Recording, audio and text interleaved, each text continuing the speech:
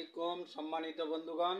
এখানে এই অংশে অর্থাৎ 16-17 নম্বর ভিডিওতে আমি যে বিষয়টি আলোচনা করতে চাচ্ছি, কারণ আমাদের সমস্যা তো সমস্ত জাতির সকল ব্যক্তি, সকল কর্মকাণ্ডের সাথে, সকল কাঠামোর সাথে সবাই একে অন্যের সাথে অঙ্গাঙ্গিভাবে জড়িত। এখন এখানে যে বিষয়টা আমি আপনাদের সম্মুখে উপস্থাপন করব, যা আমার বইও আমি লিখেছি, সেই অনুসারে যে আপনার পরিবহন ব্যবস্থা, যেখানে পুলিশি নির্যাতনের বিরাট অভিযোগ আছে, আবার চাঁদাবাজির এক মহারাজ্য। অর্থাৎ প্রত্যেক এলাকায় বিভিন্ন পয়েন্টে পয়েন্টে দাঁড়ায়া গাড়িগুলির থেকে পরিবহন, বিভিন্ন শ্রেণীর পরিবহন থেকে বিভিন্ন গোষ্ঠী চাঁদা দাবি করতেছে, চাঁদা আদায় করতেছে। আর এর ফলশ্রুতিতে বহু রকমের সমস্যা। আর এইগুলি যারা করে তারা সবাই নেগেটিভ সেন্সের লোক, এবং এই কাজের সাথে যারা থাকে এদের দ্বারা কোনো ভালো কাজ সম্ভবই না। কারণ এটা অবৈধ নেশা, অবৈধ আয়ের অবৈধ পন্থা, এবং এইগুলির সাথে চলমান যে রাজনীতিক কর্মকাণ্ডের নেতা নেত্রী ব্যবস্থার সাথে এইগুলি খুব গভীরভাবে যুক্ত। এখন প্রশ্ন হলো যে আমি যখন নাকি পারিবারিক ব্যবস্থা তৈরি করব, তখন এইগুলি কিভাবে চলবে? প্রথম কথা হলো যে পারিবারিক ব্যবস্থাতে সবার জন্য পারিবারিক ব্যবস্থার কাঠামো আছে। অর্থাৎ পরিবহন শ্রমিক বা মালিক পক্ষ মিলে যে গ্রুপের যে ধরনের পরিবহন থাকে, ট্রাক শ্রমিক, লরি বা ভ্যান, রিক্সা শ্রমিক, সিএনজি শ্রমিক, যত ধরনের খাতগুলি আছে, সবার মধ্যে নিজস্ব একটা পারিবারিক কাঠামো, বিধিবিধান তৈরি করে দেওয়া হবে, যা জাতীয় সংসদ কর্তৃক অনুমোদিত হবে। সে বিধিবিধান অনুসারে তাদের একটা পরিবার থাকবে,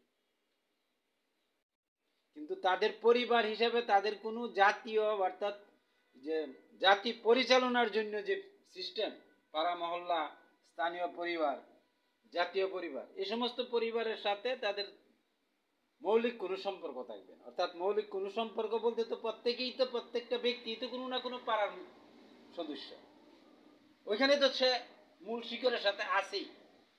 কিন্তু কর্মক্ষেত্রে যায় এদেরকে যে সিএনজি, দেখা গেল যে রাস্তার বিভিন্ন এমন জায়গায় এইভাবে দাঁড়ায় আছে, রাস্তা বন্ধ করে দাঁড়ায় আছে, বা বিভিন্ন রকমের সমস্যা হচ্ছে, এগুলি নিয়ে অনেক রাস্তাঘাটে অনেক সমস্যা তৈরি হয়, ঝগড়াঝাটি হয়। আবার এই যে রিক্সা বা অটো শ্রমিক, তাদের মধ্যেও এরকম সমস্যা তৈরি হয়। একটি সিস্টেমে যদি আপনি আসেন, তাইলে তারা তাদের নিজেরাই নিজেদেরকে নিয়ন্ত্রণ করবে, নিজেরা সোজা পথে চলবে। আর এটার নাম পারিবারিক ব্যবস্থা। আমি এরকম একটা পারিবারিক ব্যবস্থা প্রত্যেকটা গ্রুপের জন্য, অর্থাৎ যে গ্রুপে পড়বে সেই গ্রুপের জন্য একটি পারিবারিক নীতিমালা, পারিবারিক কাঠামো, পারিবারিক নির্বাচনী ব্যবস্থা ওদের মধ্যে, ওদের জন্য। এগুলি আমার বইয়ে লেখা আছে, সে অনুসারে হবে।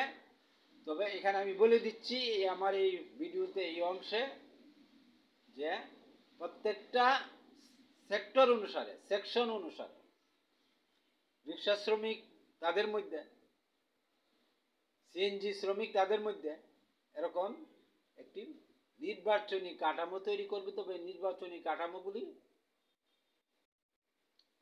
সারা দেশব্যাপী একভাবে করার কোনো প্রয়োজন নেই, মানে সারা দেশকে একত্রিত করারও কোনো প্রয়োজন নেই।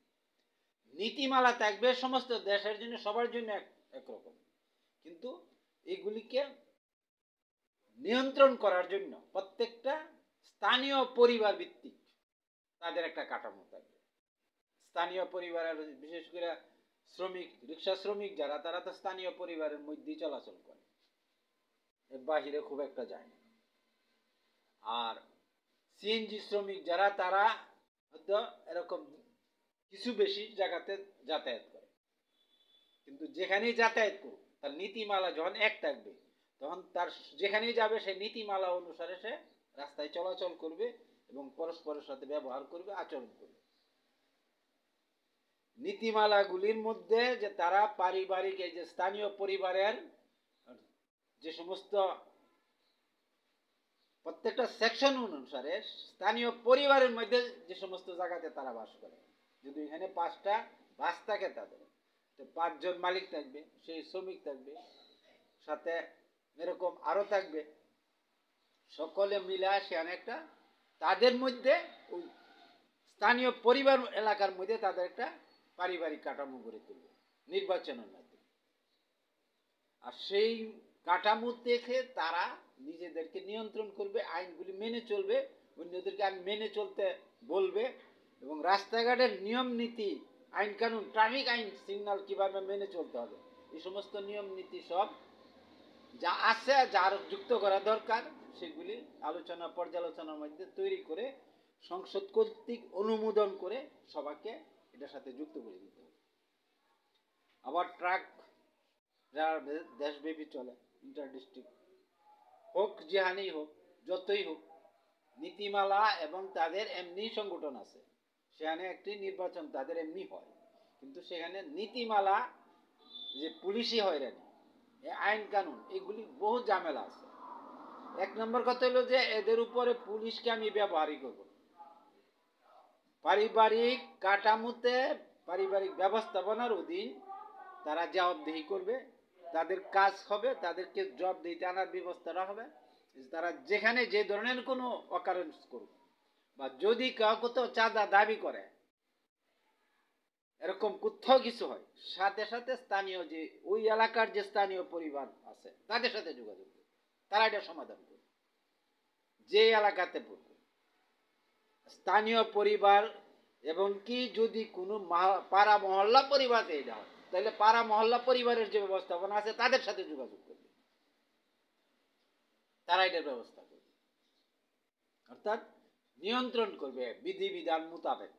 মানে বিধিবিধান এগুলি অনেক লম্বা ব্যাপার, সেগুলি এখন এই পর্যায়ে আমি সব তৈরি করে দিলেও কাজ হবে না, আর দেওয়ার প্রয়োজনীয়তা নেই, কারণ এটা এখন সমস্যা না। যদি পারিবারিক ব্যবস্থা জাতীয় পর্যায়ে আমরা তৈরি করে ফেলতে পারি, নির্বাচিত পারিবারিক নির্দলীয় সরকার গঠিত হয়ে যাবে, পারিবারিক রাষ্ট্র কাঠামো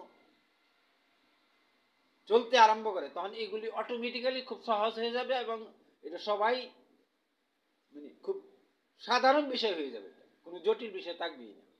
কারণ আমি ওইখানে বলে আসছি যে কোনো পরিবারের, কোনো পাড়া মহল্লা পরিবারের কোনো সদস্যকে পুলিশ গ্রেপ্তারি করতে পারবে না যদি সে পাড়া মহল্লার বাইরে, তার এলাকার বাইরে যায়, সাথে কোথাও কোনো অকারেন্স করে, সেখান থেকে ধরে নিয়ে আসতে হবে, সে যেখানকার সদস্য, সেখানে আইনা তাদের কাছে হ্যান্ড ওভার করবে, সেখানে বিচার হবে।